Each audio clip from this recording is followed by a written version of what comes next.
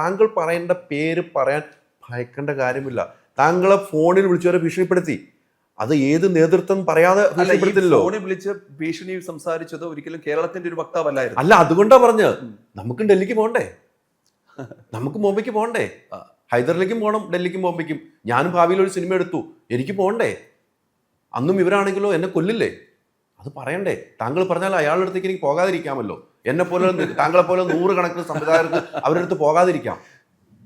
ഈ കസേരയിൽ ഞാൻ ഒരുപാട് ഇരുന്നിട്ടുള്ളതാണ്. അതുകൊണ്ട് തന്നെയാണ് താങ്കൾക്കേ പറയാൻ കഴിയൂ. കേരളത്തിലെ ഒരുപാട് പ്രശസ്തരായ ആൾക്കാർ താങ്കൾക്കേ പറയാൻ കഴിയുള്ളൂ.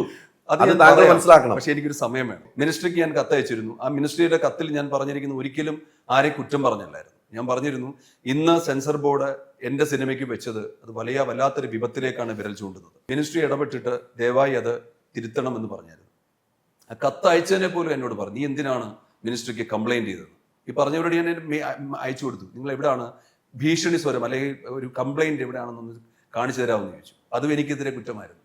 അവസാനം അവർ പറഞ്ഞു, അവർക്ക് ഇപ്പൊ ഇന്ന് JSKക്ക് വേണ്ടി ഒരു സിനിമ കണ്ടില്ലേ, നിങ്ങൾ റിവൈസ് കമ്മിറ്റിക്ക് ഇട്ട് സിനിമ കാണുന്നു. റിവൈസ് കമ്മിറ്റി ഇട്ടില്ല എന്ന് പറഞ്ഞു. ഇടണമെന്നിട്ട് ഒഫീഷ്യൽ ചാനലിൽ അവർ അറിയിക്കണം സിനിമ കാണണമെന്ന്. എന്നിട്ട് അവരെന്നോട് യൂട്യൂബിൽ സിനിമ അപ്ലോഡ് ചെയ്തിട്ട് ഞങ്ങൾക്ക് അയച്ചു തരും.